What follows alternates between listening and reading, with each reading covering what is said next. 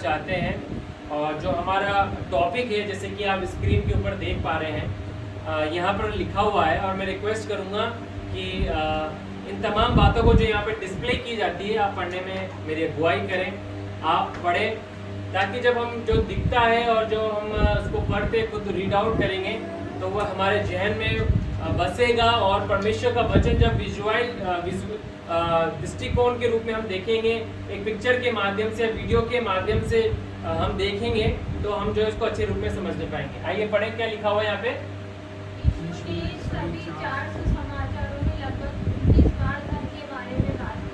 अब है ना यहाँ पे लिखा गया है यीशु ने सभी 4 सुसमाचारों में लगभग 29 बार जो है धन के बारे में बात की है ना। 4 गॉस्पल, चारों सुसमाचारों के अंदर जो है यीशु मसीह ने जो है 29 टाइम्स जो है धन से संबंधित जो है बातें करी हैं। और यीशु मसीह के बाद ही शायद ऐसा कोई जन हुआ हो जिसने धन के बारे में इतनी बार जो है प्रचार किया हो, है ना। यीशु मसीह ही एक ऐसे जन हुए जिसने जो है धन के विषय में जो है 29 टाइम्स तो केवल सुसमाचार में परमेश्वर के वचन में नए नियम में बताया गया है। तो यीशु मसीह जब इनको बार बार बोल रहे हैं, इन बातों को जो है धन से संबंधित बातों को बोल रहे हैं, तो परमेश्वर का वचन जो है कुछ महत्वपूर्ण बात जो है उसके अंदर रखे हुए है जो परमेश्वर चाहता है कि उसके लोग समझने पाए, है ना। परमेश्वर के वचन के माध्यम से हम भी जो है आज इन बातों का हम जो है अध्ययन हम करेंगे, क्योंकि आज के समय में बहुत कम लोग जो है धन से संबंधित बातों को करते हैं, है ना। धन से संबंधित बातों को बहुत बार लोग करते हैं बट वो अलग रूप में करते हैं। मगर यीशु मसीह ने जिन बातों को प्रभु के वचन के अंदर बोला और हम तक पहुंचाया, वो बातें क्या है, आज हमारा ध्यान उस ओर जाएगा, है ना। तो आज हम परमेश्वर के वचन से बहुत सारी बातों को जो है पिक्चर्स के माध्यम से जो है इस पावर प्रेजेंटेशन के माध्यम से जो है हम सीखने पाएंगे। ठीक है, पढ़िए क्या लिखा है यहाँ पे। धन और संपत्ति के प्रति यीशु का रवैया, यीशु मसीह का जो रवैया जो था धन संपत्ति के प्रति जो था वो कैसा था, है ना।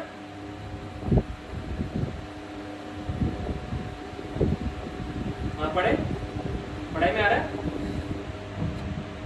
यीशु अक्सर धन और संपत्ति के खतरों के बारे में चेतावनी देते थे। उन्होंने आगाह किया कि पैसा एक मूर्ति बन सकता है जो लोगों को ईश्वर और धार्मिकता का अनुसरण करने के विचलित कर देता है। मत्ती 6:24 में ऐसा लिखा है। यीशु ने इस बात पर जोर दिया कि भौतिक संपत्ति अस्थायी और अनिश्चित है, जबकि परमेश्वर के राज्य में आध्यात्मिक संपत्ति शाश्वत है। अब यहाँ पर हम यीशु मसीह का जो है एटीट्यूड हम देखने पाएंगे। प्रभु यीशु मसीह ने जो है धन के बारे में प्रभु ने 29 टाइम्स जो है केवल सुसमाचार के अंदर जो है धन से संबंधित बातों को इसलिए कहा क्योंकि परमेश्वर जो है अपने वचन के माध्यम के द्वारा हमारे को धन से संबंधित जो एटीट्यूड जो है हमारा जो है बताना चाहता है कि हमारा एटीट्यूड जो है धन से संबंधित कैसा होना चाहिए, यीशु मसीह के समान होना चाहिए। यीशु ने अक्सर धन और संपत्ति के खतरों के बारे में चेतावनी देते हुए और उन्हें आग्रह किया कि पैसा एक क्या बन सकता है, मूर्ति बन सकता है। पैसा जो होता है वो किसी एक व्यक्ति का या किसी एक जन का जो है एक आइडल बन सकता है, और आइडल जब बन जाता है तो क्या करते हैं लोग, आइडल का क्या करते हैं, मूर्ति का क्या करते हैं, पूजने लग जाते हैं। उसको पैसे को एक ईश्वर के रूप में जो है बना देते हैं। मत्ती निकाले 6 दिया उसका 24वां पद पढ़े कोई भी, और फिर मत्ती उसका 6 अध्याय का 19 से 21 पद भी हम पढ़ेंगे, उसका 24वां पद हम पढ़ेंगे। कोई मनुष्य 2 स्वामियों की सेवा नहीं कर सकता, क्योंकि वे एक से बैर और दूसरे से प्रेम रखेगा, या एक से मिलता रहेगा और दूसरे को तुच्छ जानेगा।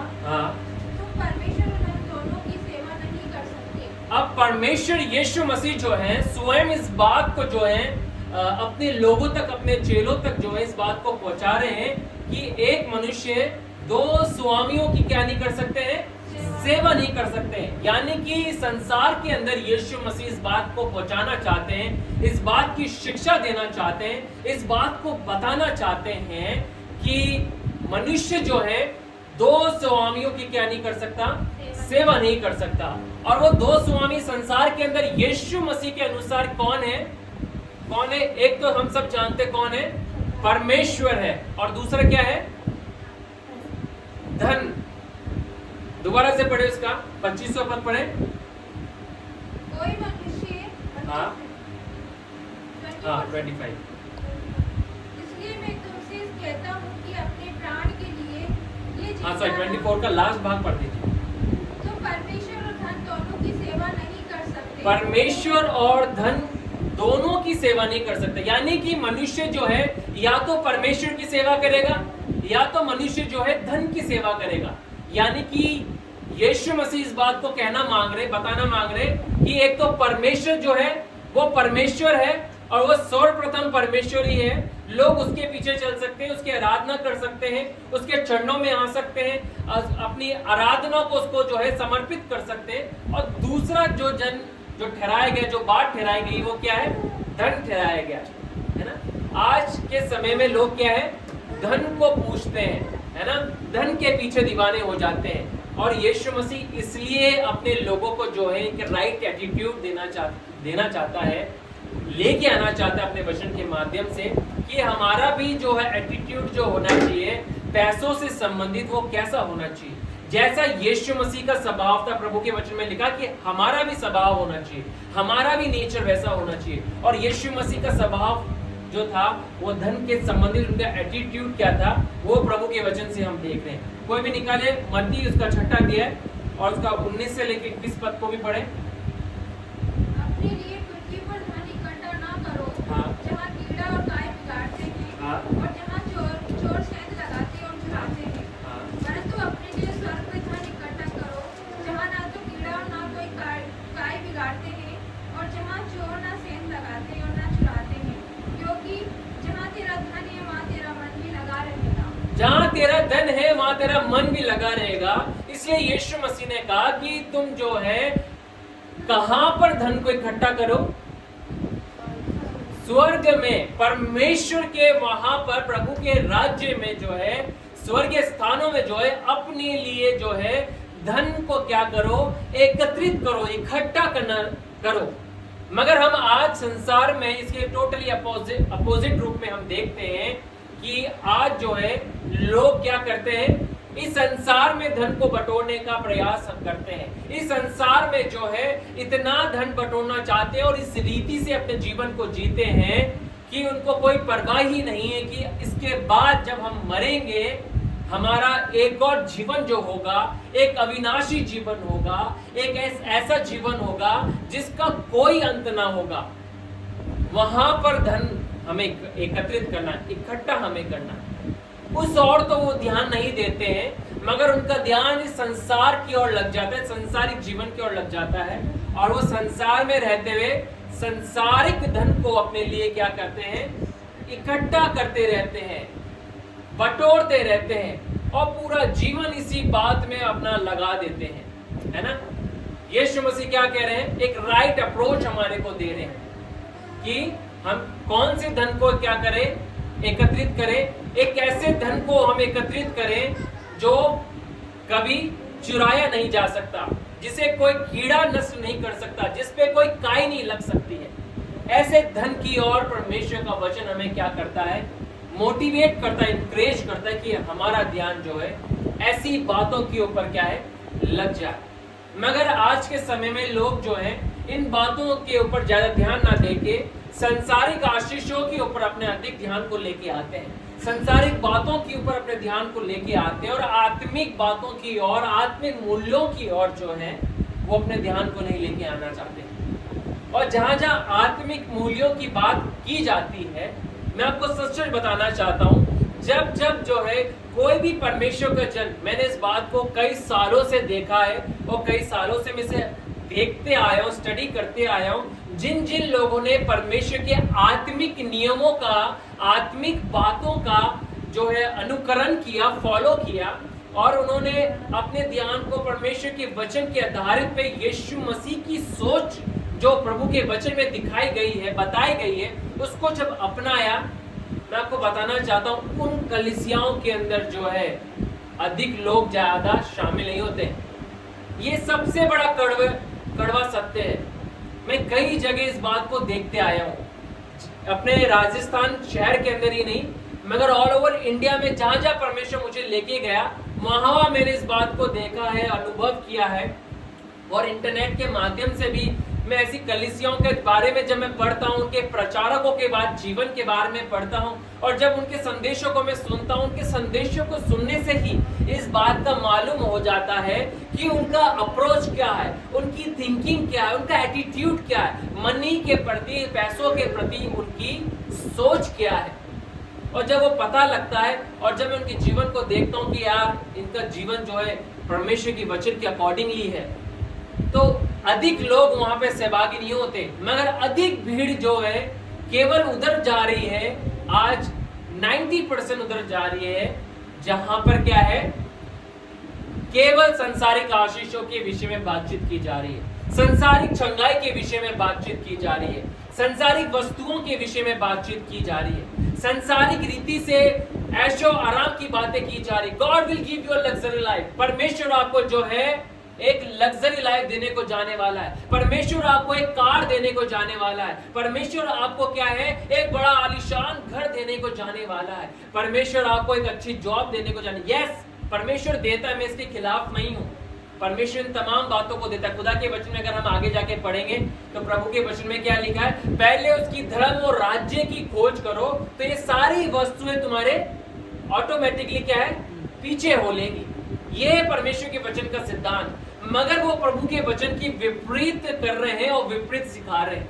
वो पहले क्या खोज करना सिखा रहे हैं, संसारिक आशीषों को खोज करना सिखा रहे हैं। और इसलिए आज मसीह लोग बहुत ज्यादा अधिक दुखी इस बात से हो जाते हैं जब उन्हें संसारिक आशीषें नहीं दिखती हैं, संसारिक भौतिक वस्तुएं उन्हें नहीं दिखती हैं, तो वो क्या हो जाते हैं, विचलित हो जाते हैं और परेशान हो जाते हैं। इसलिए उनका ध्यान ऐसी कलीसियाओं में कभी भी नहीं लगता, ऐसी जगह नहीं लगता जहां पर जो है आत्मिक मूल्यों को अधिक महत्व दिया जाता है। परमेश्वर की वचन के ऊपर जो है, आने वाली बातों के ऊपर जो है अधिक महत्व दिया जाता है। इसलिए लोग आना नहीं चाहते। कई बार मैं इस बात को सोचता हूँ, खुदा से बोलता हूँ, खुदा ऐसे जगह लोग क्यों नहीं जाना चाहते, अधिक लोग वहां क्यों जाना चाहते हैं जहां पर संसारिक बातों के विषय में बातचीत की जाती है। प्रभु का वचन ने इन्हीं बातों के द्वारा मुझसे बातचीत करी है। प्रभु ने कहा कि जहां उनका धन है वहीं उनका मन होगा, है ना। जहां उनका धन है यानी जिस बात से उन्हें लगाव है वो उधर ही जाएंगे। और अधिकतर आप देखें भीड़ जो है आज शारीरिक चंगाई की ओर भाग रही है, आत्मिक चंगाई की ओर कितने लोग भाग रहे हैं। खुदा के वचन के द्वारा कितने लोग जो हैं प्यूरिफाई हो रहे हैं।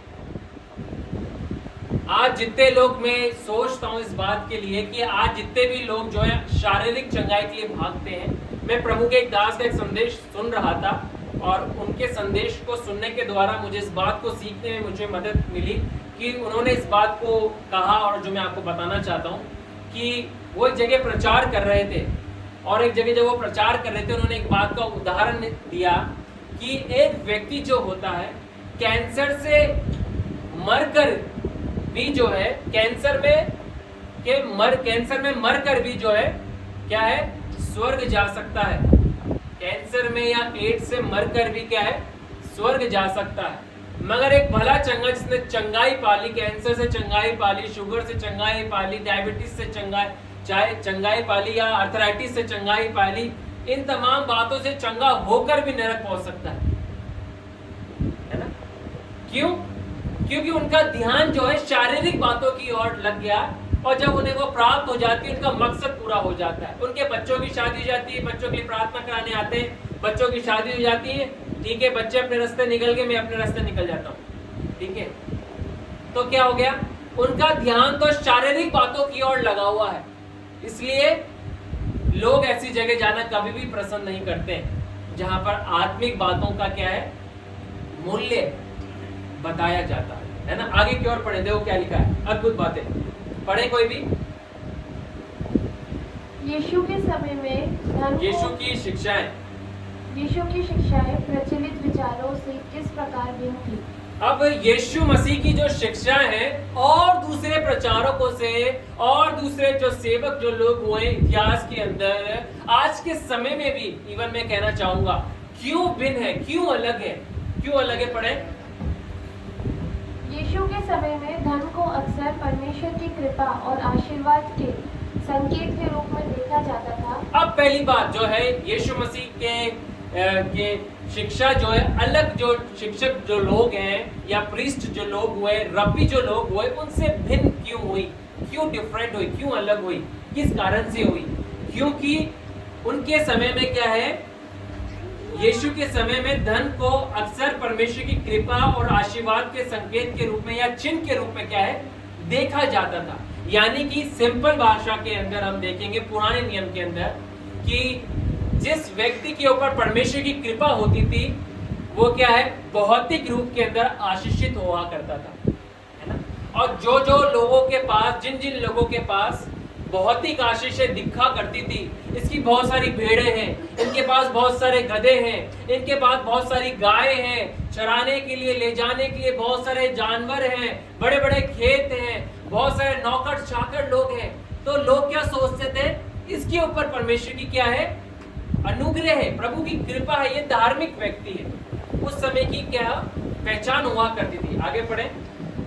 प्रचलित धारणा ये थी कि धन व्यक्ति की धार्मिकता से उत्पन्न होता है। हाँ, अब लोगों की सोच बन गई थी कि धन जो होता है एक व्यक्ति की धार्मिकता के द्वारा क्या होता है उत्पन्न हो रहा है।